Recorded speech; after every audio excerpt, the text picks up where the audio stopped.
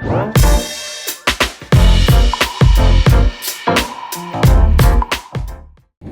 Kim and Omar, welcome to the His and Her Money Hey, Show. Kim and Omar. Yeah, hey Hello. there. We are excited to have you guys on the show because you all have an incredible story of debt freedom that we know our audience can't wait to hear more about. And we are excited that you guys made the time to come on the show because we know that this is going to be super motivating for everybody that's listening. But before we get into your story, can you take a moment to introduce yourself to everybody and let them know what you're all about? Sure. My name is Omar. I am an IT consultant, and I'm all about financial freedom and family. I'm Kim. I'm a nurse, and I would say I'm more family oriented first, but since it takes money to be able to provide and care for our family, that's where the money aspect comes in for me. Awesome. So you guys were once deep in debt. So tell our audience how much debt it was, what type of debt was it, and how long did it take you guys to pay it off? We both had debt before we got married, but well, actually, Omar didn't have debt before we were married, so he accrued my debt once we were married. I had my car loan. The car loan was about $12,000, and by the time we were married, it was maybe half that, and my student loans were about $36,000. Wow. So that's what, like $48,000 of debt that you all were up against, and you guys charged at it and went for it and took it out. But how long did that journey take from start to finish? It probably took about 2 years. Okay. So what was it though? Because a lot of the things that you all said were normal debt in a lot of people's eyes. It's not out of the realm. It's not like you guys were doing something that everybody else isn't doing. So for you all to have this total redirection of your thought process to say, you know what, I know that this is, debt that everybody has, but I don't want this debt in our life. What caused that? What made you all say we need to get out of debt? Um, for me, like Kim said, I was out of debt before we actually got married. So what triggered my whole get out of debt mentality was that I was thinking about what I wanted to accomplish in the future, and keeping my eye on that goal of what my future could be really helped to keep me motivated and change my decisions and about what I do with money. So I think that was the big thing for me. For me, what made me want to go ahead and get rid of the debt was actually after I finished college, I was in between jobs. And there was a point where I was a receptionist and I didn't have enough money to pay my student loans, my credit card bill, and my car note. And so I was able to put my student loans on deferment, but I still had to pay my car payment and my credit card bill. My parents were able to help me with my car payment, but I refused to ask them to help me pay for my credit card bill when it was probably something I shouldn't have had in the first place. And so I ended up getting a late fee on it that ended up being more than my minimum payment was. And so, with being frustrated with that, once I got a job, I was like, that's it. I'm done with all of this. And that was the end of it for me. Or should I say the beginning? I like that. I like that a lot. Now, a lot of people get married and one spouse has debt, the other spouse has debt, or one spouse has debt and the other spouse doesn't have debt. In a lot of situations, they, for lack of a better term, they force each other to account for their own debt and attack their own debt. For you all, when you got married, it became a collective joint venture. What went into that decision to say that, yeah, Kim brought the debt in, but this is now our debt. This isn't Kim's debt. This is our debt. Well, I was introduced to Dave Ramsey by my dad back in 2007, so 10 years ago now. And I listened to the show a lot, to say the least. And I've heard some of the horror stories about what money and miscommunication around money in a married relationship can do. And that, if I'm going to marry this beautiful woman, I want all of her, including the debt. And I'll take it all gladly because she's an awesome person. So that was my mindset. Love that. So who approached who first, and how did the conversation go? I would say I probably approached Kim first about it. Like I said, I met Dave Ramsey when I was, gosh, if it was 10 years ago, I was 23. So we had been dating for a while then, and I just found out this information. So I started sharing it with her as we were getting more, serious in our relationship as far as, talks about marriage and stuff. So yeah, I definitely introduced it to her. Now, Kim, what was your response as you were first hearing this crazy Dave Ramsey guy and this insane get out of debt advice? This was not something that you were accustomed to. So when your future spouse was presenting you with this information in the early stages, what was it like?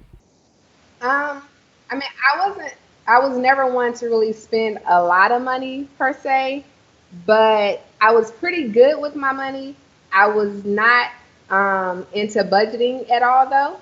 I mean, I would make sure my bills were paid and things like that, but to actually do a budget was something that was new for me. And so when Omar tried to introduce it to me and I was still in college, not making a lot of money at all versus he was already finished and he was making way more than me, I was just like, well, whenever I become a nurse and I make more money, I'll do a budget. But for now, I don't see the point because I don't make enough. So once I did finish, though, and he showed me how to do everything, I was on board completely. So talk about the mindset that you both had to put yourself in to tackle this amount of debt in such a short period of time. Truth be told, the credit card was easy. The car payment or the car loan was easy because I had already paid off one car loan prior to us being married. But the student loan debt, that one was tough. When I looked at my bill and saw how much I had all together, I was just like, I don't know how we're going to do this. That's tough. Yeah. Yeah, it is tough. It is tough. So in that instance where you first looked at that student loan debt, you said that everything else was kind of easy, but then that big mountain came. How did you persevere? Because for a lot of people, they see it and they say, forget it. I'm always going to be in student loan debt. I'm going to just make my minimum payment, 10 years, 20 years down the road, I'll get there. How did you not let the amount overwhelm you to the point of giving up? And how did you keep pushing forward? Well, I feel like that's where the baby steps and the debt snowball come into play with how we ended up tackling the student loan. Because although it was $36,000, it wasn't just one big loan. There were several small loans. And so what I did was I ended up calling one of the companies, to see how I could pay it back or if I could split my payment to put extra towards the smallest loan instead of the one lump sum. And I was able to do that, although I had to send them a check and tell them how I wanted it split up instead of paying it online like I had been. And so that's what helped a lot with the student loans. And literally, I just knocked them out from the least amount to the greatest amount. Now, Omar, from your perspective, again, when you got married, much like Ty, as a result of your marriage, you became in debt. As you all are fighting your way out, what's going through your mind? Was this smooth sailing for you? Were there some challenging times for you, knowing that you were basically starting over? You went back to the starting line again, and you're in this hustle trying to get out of debt, because there are a lot of spouses listening right now who didn't have any debt, and then they got married, and now they have debt, and they're struggling with the focus, the intensity, and were there times of frustration? I mean, just talk to us about your side of the equation during this process. Yeah, it was definitely challenging and a little bit disheartening going back into debt. But what I focused on was the same thing that got me out of debt the first time before I was married. With this get out of debt thing, you have to have what I call a why.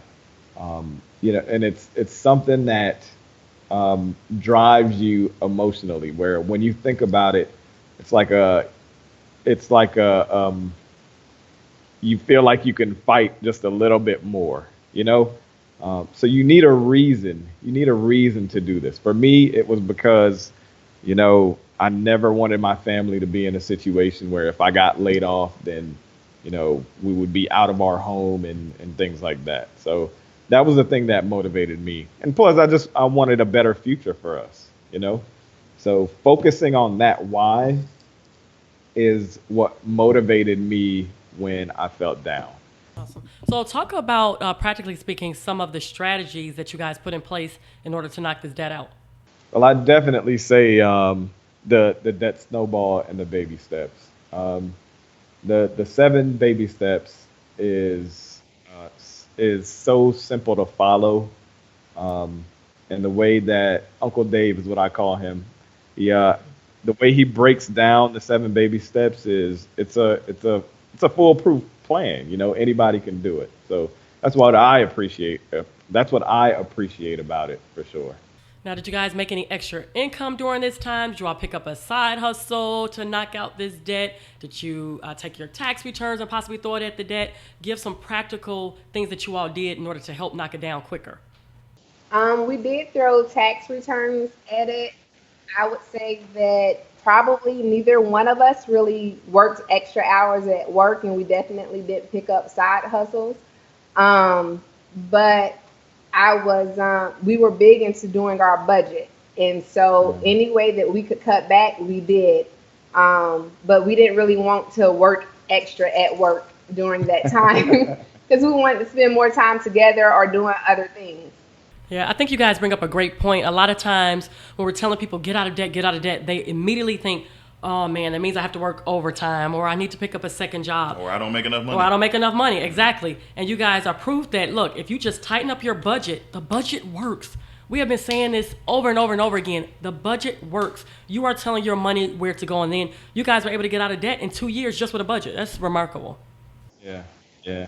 And I think we made some good decisions. So when we got married, instead of right away buying a house, what we did was we rented a very cheap apartment, considering how much we made combined. And yeah, we lived way below our means, so we had huge chunks of money to throw at our debt, huge chunks.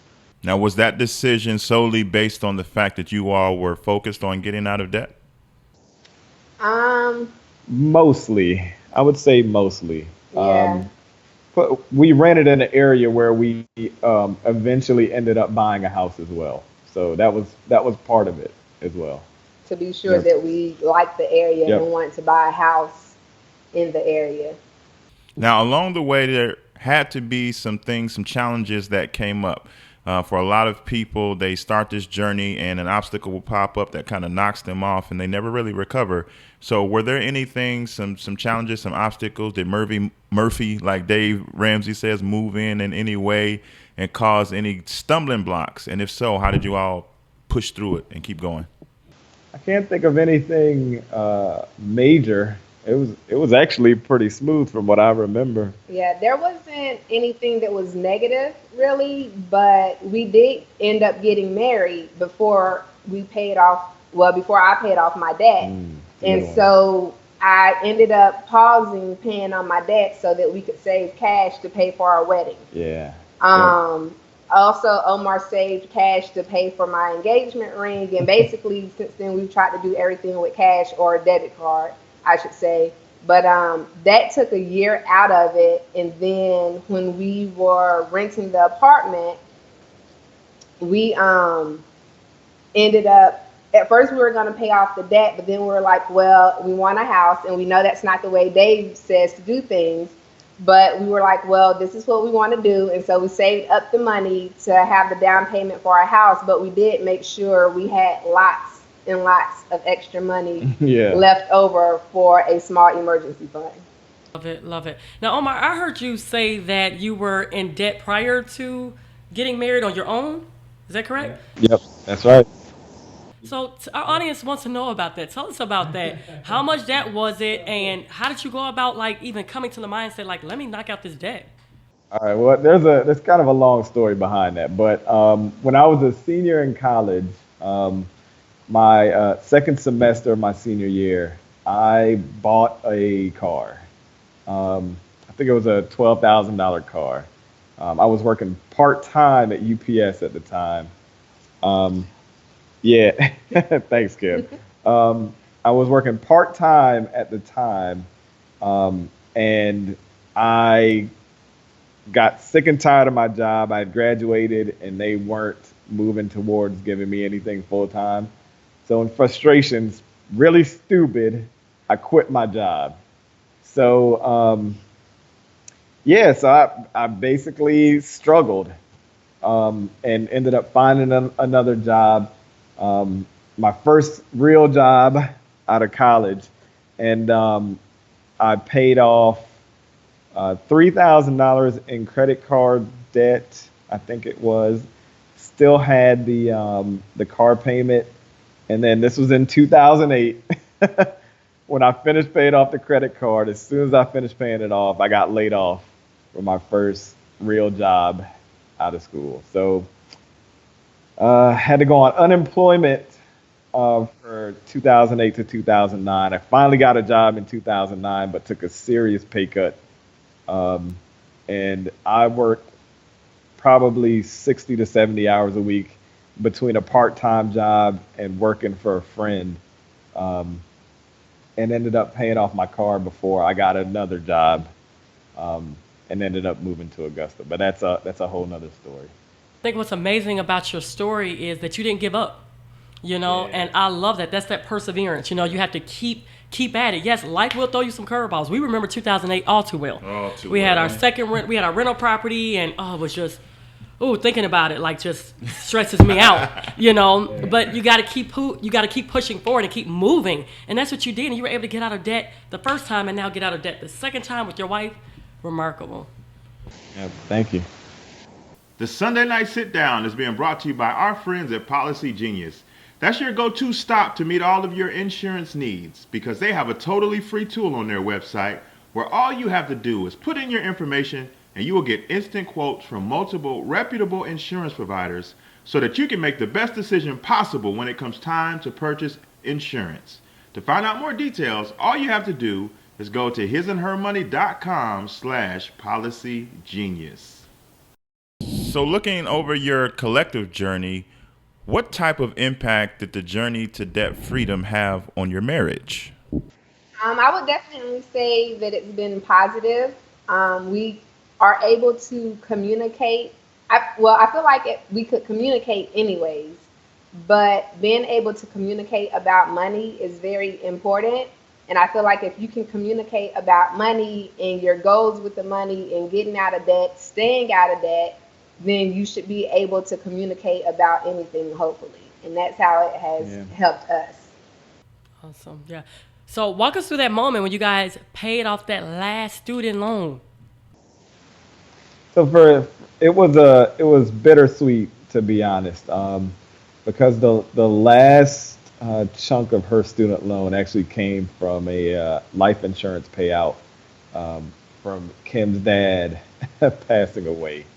Um, so it was bitter that she lost, or we lost, someone that was really special to us. Um, but sweet, obviously, because we were paying off the debt. And I'd say um, it's probably a terrible use of words, but a bonus to having it happen that way is that, in my mind at least, I'm gonna honor the use of this money because of what it represents, because of how we got it. So, I'm gonna honor her dad's life because, his life paid for this thing. So, yeah. Yeah, we're actually walking some friends of ours through this right now. Our friend just lost his father, and received a payout from the life insurance, and was really seeking our wisdom because of, to that point that you just said, he wanted to honor his father by being wise. He was trying to figure out how to make it beneficial for his kids, because the Bible talks about a wise man leaves an inheritance for his children's children.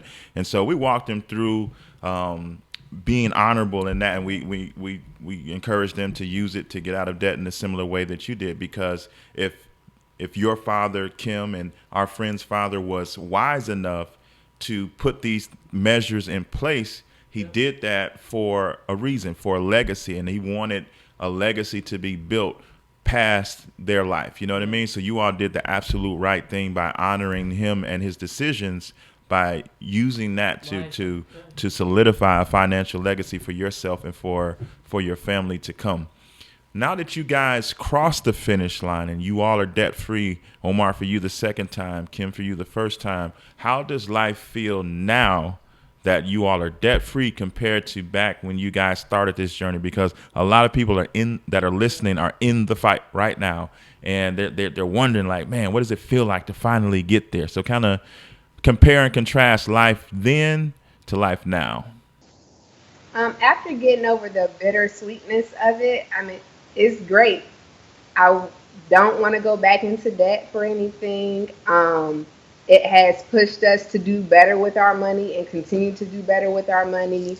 Try to be an inspiration to other people as well, without crossing the boundaries. So, like, if they ask us questions, we, try to stick to that and help them through whatever they're going through. Also, it has helped us because we did end up having a child during that process of getting out of debt. So that actually also slowed us down some too. But we both had two-door cars at the time. And even though we were into planning and doing right with our money, we didn't really think about having a new baby with two two-door cars. But, on the positive side, we were like, both of these cars are paid off, so we're going to stick with it. But what we did turn around and do is we saved up the money to be able to buy a SUV. So Yeah. that was the positive for us out of that, because we were like, we're not going back into debt for anything. Ever.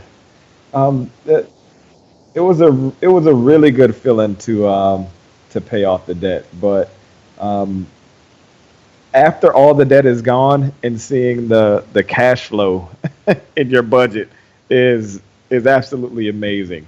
Um, you can see how you can enjoy life now and also plan for your future as well. You can do both at the same time. And I think that's the biggest thing that I realized when we, finished making that last debt payment. That's an awesome feeling. Awesome feeling. Yeah, I love that. So, what would you say is the biggest life lesson that you guys learned during all of this? For me, it was what I just said. You can enjoy life right now and also save for your future. And yeah, just make sure that your future is covered. So often what people think is that, to be successful with finances, you have to, be a hermit right now so later on you can have some money. And it's just not true. You can enjoy life now and also plan for the future. So that's the biggest thing that I've taken away from this. I would absolutely agree with that, but I would also say that the power of the budget was the biggest thing, to even help start us with this journey, especially combining two incomes from two individuals and being able to communicate it, talk about it. But I feel like if we didn't have the budget, would we get out of debt? Eventually, but I don't know that we would get out of debt sooner rather than later. And so definitely doing the budget is the biggest lesson, because we still do the budget, like, and we look forward to Religiously. doing it. Yeah, paydays are extra fun. Extra fun. Love that. I like that. Somebody tweet that. Paydays are extra fun now.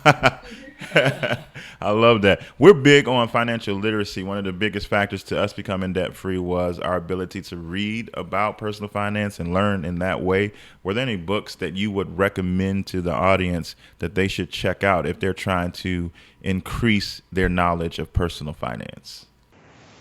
I'm probably a bigger reader in the personal finance genre, if you will, than Kim. Doesn't just have to be personal finance either. It can be anything. Yeah. Well, I'll list some of my favorite personal finance books, and maybe Kim could list some others if she can think of any at the time. Definitely, Total Money Makeover was life changing for me. Um, because I think everyone wants to be a millionaire, they just don't have the knowledge, right? So kind of getting those basics from the Total Money Makeover kind of put me on a path to, read other books and having that base knowledge to understand what those other books are talking about or what those other blogs are talking about. So Total Money Makeover is one. Um, the Millionaire Next Door is a must read from my perspective. Um, the Richest Man in Babylon is another one as well. That's another one of my favorites. Gosh, there's um, there's one I'm thinking of, but it escapes me right now. Um, Rich Dad Poor Dad's another good one that I've read. Um, Your Money or Your Life is the other one. So I think I named five there. So We will make sure that we list all the ones that you mentioned in the show notes. awesome, awesome. So yeah, that's just a couple from me. Sorry. The only one that I did read was the Total Money Makeover. I did enjoy it. It wasn't, I mean, maybe sometimes I feel like when we recommend that book to people, they might think that, it's just another book about money and numbers and what to do and what not to do.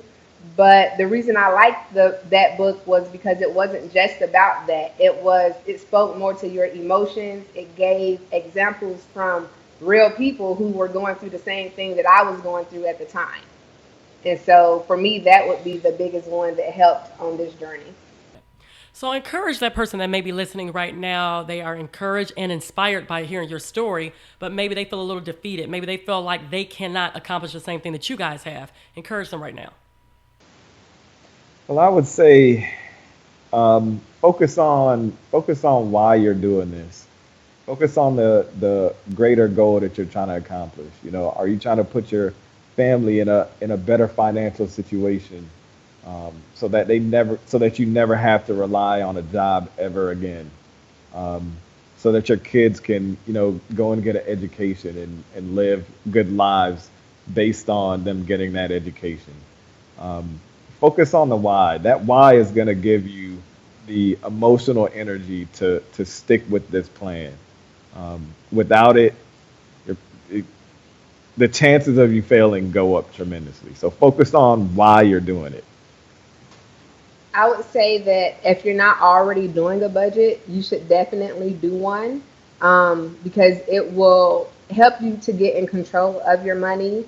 You'll be able to tell your money where to go, but you'll be able to see what you're doing with your money as well. And that could be your motivation also to be like, well, I'm spending more of my money on that than I'm able to spend on any other thing. So for some people, that could be a motivation in and of itself.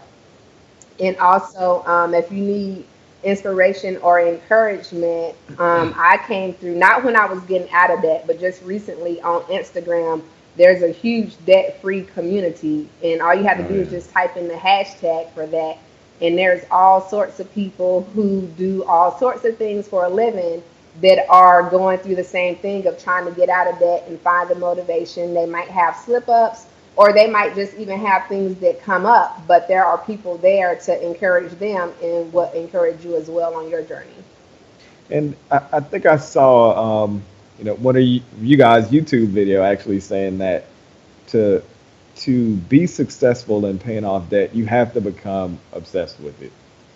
You have to immerse yourself in the idea of getting out of debt. So that for me, what that looked like was reading personal finance books, reading personal finance blogs, listening to the Dave Ramsey show, listening to those um, debt-free screams, and just understanding that if these people can get out of debt, what makes it any different for me?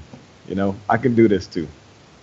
And that's the key right there. You guys are examples of that. Everybody listening to you can see that you did it, and then they in turn can know that they can do it as well. So let everybody know about you all's website and how they can connect with you. Our website is thinkingofsomeday.com. I actually had been wanting to start a blog for a while. I kind of wanted to talk about our house updates, but I was like, well, that might get kind of old in trying to think of content, enough to put out. And so I always asked Omar if he would blog with me, and he wasn't very interested at first. But then when I was like, I thought about it, and I'm like, oh, he likes to talk about personal finance. And I don't mind talking about that neither. So maybe we can do it together. And thus came the blog that we created, where we talk about personal finance and basically how it touches every aspect of your life. Love it. So that's thinkingofsomeday.com. Yes. Thinkingofsomeday.com. Yep. Awesome. So everybody be sure to go and check out Kim and Omar at thinkingofsomeday.com. We really appreciate you guys opening up your story to us and sharing the ups and downs, the twists and the turns. We really appreciate you sharing with our audience today. Yes, thank you so much. Thank you, guys. Thank you for having us.